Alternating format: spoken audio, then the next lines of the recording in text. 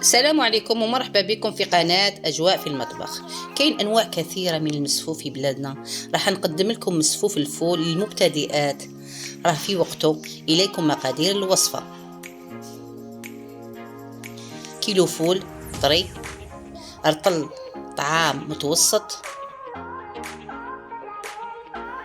زيت الزيتون، كمية من الملح. راح نوري المبتدئات كيفية تقطيع الفول. قطع له الراس ونحي الخيوط اللي في الجانبين.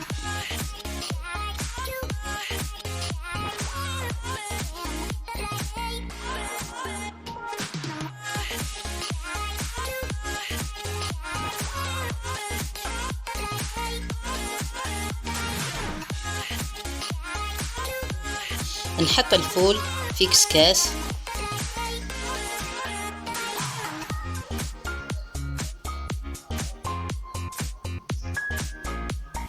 نغسلو مليح ومن بعد نحطو يفور فوق القدر. باش يفور نروح نغطيه بنيلو تاع كونجيلاتور باش يفور بالخف. نروح الان للطعام. نحط الطعام في جفنة، نحط كمية صغيرة من الملح،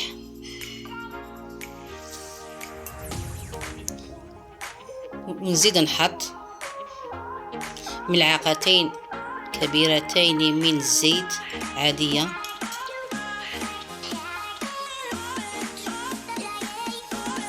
نحاول ندخل الزيت في حبيبات تاع الطعام، ومن بعد نبدا نرش فيه بالماء،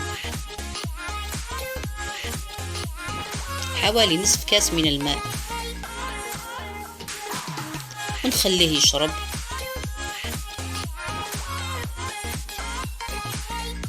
نحط الطعام في الكسكاس،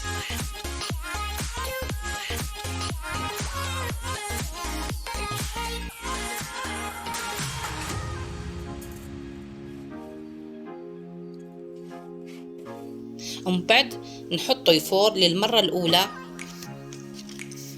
كيفور الطعام نحط له كمية من الماء باش يشرب الطعام، ونفرغه في الجفنة، ونبدأ نحتت فيه.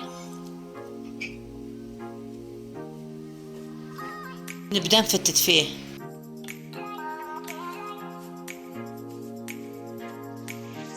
نغطيه ونخليه يشرب مدة 5 دقائق. كي يشرب نروح نفتو،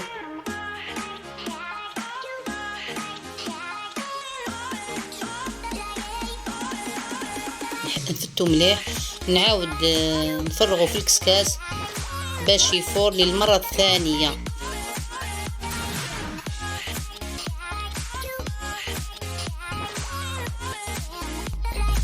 نحطوه فوق القدرة باش يفور. الفول كي يطيب نص طياب نحط له كمية من الملح، نخلط الفول مليح، نحي الطعام اللي فار للمرة الثانية، ونبدأ نفتت فيه بالملعقة تاع خشب. نحيلو كامل الحبيبات، نفتتهم ونغطيه بيد ما يوجد الفول. نحط كمية من الفول ونبدأ نخلط الطعام مع الفول.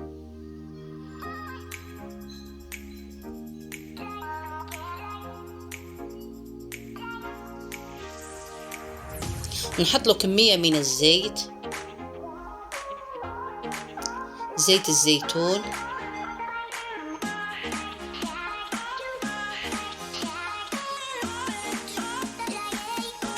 نخلطه مليح.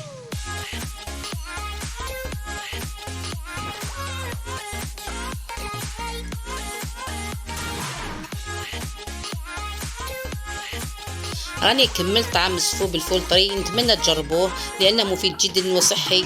ما تنسونيش بالاعجاب وابوني القناة والضغط على زر الجرس ليصلكم كل جديد. سلام.